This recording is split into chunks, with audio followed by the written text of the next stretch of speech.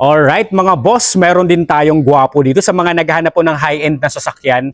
Bihira lang po ako makakita nito sa kalsada at bihira lang po ako makapag-vlog neto. Actually, eto yung first time kong i-vlog na BMW mga bossing. Eto, meron tayo ditong 2009 BMW X5 3.0D. Automatic transmission, diesel yung engine nito, odometer. 89,000 kilometer ang tinakbo. Price nito, 698,000 kasama na ang transfer of ownership. Kagwapo nito kahit 2009 model, well-maintained and well-preserved unit to. Zero issue mga bossing. Ang kagandahan nito, presentable yung outside appearance, zero retouch, makinis to, at bagong ceramic coat. Kaya kahit 2009 model to, talagang masusi kong chinek at iniskan to. Sa gatong year model, maayos to sa mga naghanap dyan ng SUV. Naka-white plate na to, rehistrado, kompleto ang mga papel, ready for transfer. Kagandahan pa nito, ang taas ng ground clearance, nakita nyo po yan.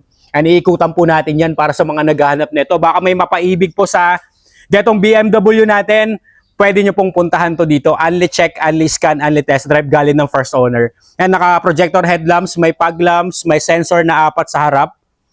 Ang ganda ng front grille nito mga BMW. Iba talaga ang datingan ng ganito. Kahit 2009 model, makikita mo talagang parang sumasabay din sa mga modelong unit natin. Iba pa rin ang datingan at pormahan nito. Mga gulong nito na 4, naka-Michelin po.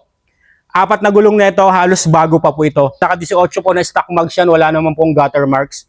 Gutter marks, all stock, all original to. Tsaka ang ganda ng tindig nito. Iba rin talaga ang datingan, mas classy pag ito yung kinuha nyo. Wala pong binago dito, yun lang ang dinagdag dito. Pina-ceramic coat lang yan, may roof rail na yan, naka-shark fin antena. Tsaka makikita nyo naman po yung conduction sticker, buong buo pa po yan. Alagang-alaga ng may-ari, kumot na kumot to. Kaya sulit na sulit din po yung mga kakuha nito. Wala na kayong gagawin, literal na diesel and go to mga bossing at idol ko. Ayan, sa likod naman yung mga taillight, buong buo. May X5 na nakalagay na emblem. Tapos itong kagandahan sa kanya, may reverse camera, tapos may 4 na sensor din sa likod. Reverse parking sensor. Para yung rides nito pag itong gamit mo. Napaka-smooth, napaka-swabe ng mga suspension nito, mga pang-ilalim, maayos. Check nyo naman ang interior, kung gaano po ka-elegante rin yung interior nito. Ayan, yung steering wheel, nakita nyo sa 89,000. Well-maintained and well-preserved unit, used but not abused to mga bossing. All power and all mechanism working well. Kahit yung mga power seat niyan gumagana. Ayan, mga stock matting, nandyan din po yung mga stock matting. Maayos tong unit natin. Yung mga ceiling, tsaka yung leather niya, nakita nyo naman yung leather nyo. Sa 2009 model, stock na leather. Ikaw, no wonder kung, makikita mo kung gaano kaayos yung leather nito sa 2009 model, oh. Stock premium leather seat pa yan, tas power seat gumagana. Ayan, pinalitan po ng head unit yan. Nasa, ito, ang head unit ng BMW, mga more or less, nasa 50 to 60,000 po na gastos niyan. Ibang klase ang head unit nitong BM natin, mga bossing. Hindi to kagaya ng mga nabibili lang natin ng mga 15 to 20,000 na head unit. Ibang head unit nitong BM natin. Tsaka, yun with Apple CarPlay na rin yan. Android with Apple CarPlay na rin yan. Lahat ng mga upuan all intact, walang punit, walang damage yung stock na upuan. Tsaka yung ngayon nakita nyo naman, makikita mo sa steering wheel natin kung gaano po ka-presentable yung steering wheel nito. Stock na steering wheel po ito mga bossing. Actual mileage na tampered 89,352. Start po natin yung engine nito. Naka-keyless entry, push start button na to. Nakita nyo naman kung gaano kaswabe ang 2009 model natin. One click, one start po tayo. Kahit yung manobela natin, nakita nyo naman, electronic yan. Kung adjustable kasi yung iba, yan naangat, nalulubog, yan nakita nyo, ito po yung adjustable. Iba talaga ang mga sasakyan ng mga ganito ka-high-end po. Kahit 2009 model, hindi naiiwan sa mga technology ito, mga gatong high-end car natin. Ayan. Kung gusto mong i-adjust, stealth and telescopic yan, kung sa mga manual, pero ito, electronic na. Ayan, gusto mong babaan o taasan ng steering wheel mo, pwede talaga. And multi-function steering wheel control na rin to. Mayroon na rin tong voice command, working na rin po yan. Shifting. Iba yung shifting na to mga bossing. Ito, ano ka lang doon, gagalawin mo lang yan, nakadrive ka na. And nandito yung indicator mismo sa hawkan, sa shifter mo. Tapos kung pa-park ka na, press mo lang tong park. Yan.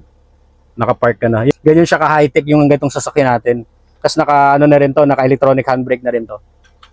Disengage, tapos pag i-engage mo, angat mo lang to. Ayan. Reverse camera, meron na rin to. Ayan, ang laki ng reverse camera niya, tsaka linaw. Ayan, mga sensor niya sa harap at tsaka sa likod. Tapos linaw po ng reverse camera nito. Open natin yung aircon. Saka iba yung lamig ng aircon nito, mga bossing. Iba yung datingan pag naka-BM ka rin talaga. Walang pintas naman to, walang issue. You can bring your own trusted mechanic. Ito yung scan natin, scan check natin. 20 system found, wala pong diagnostic trouble code yan.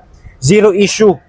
Kaya wala po tayong itatago sa unit kasi kung may mga problem yung unit natin, syempre bago nating i-vlog at bago nating ibenta, sinasabi natin kung may issue o may sira yung unit natin. Pero ito, kahit 2009 model, ako na pong nagsasabi all goods to.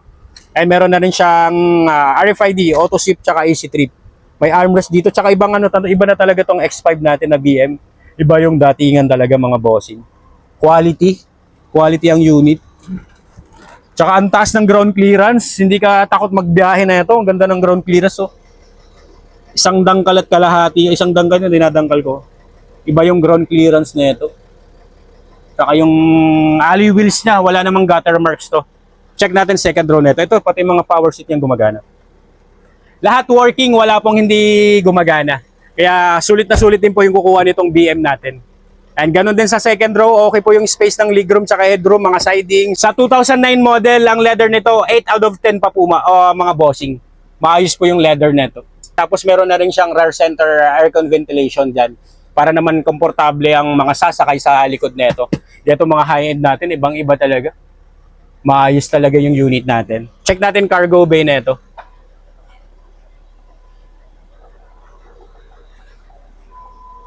Ayan, check nyo naman po yung cargo bay nito. Ayan yung ating cargo bay. Luwag ng cargo bay. Tsaka meron na siyang cover dito. Para at least, yung mga kinilalaman mo, yung mga kinakarga mo dyan, meron siyang privacy. Hindi agad makikita yan. Tsaka bango rin po ng amoy na ito. Ganda. Ito may view galing sa likod. Nakita yung mga ceiling yan. Hindi pa nakakaranas ng detailing yan. Kaya sa mga ka-ari neto, sa mga bibili neto, panalo rin kayo dito kahit 2009 model. Yung nakita nyo naman yung sa likod, oh. Kung gaano naman naalagaan to. Tsaka yung mga BM po, wala pong reserbang gulong to. Yan, tsaka ito, yan po yung lumang green plate niya. Kompleto ng tools naman to. Tapos yung second row neto, foldable yan.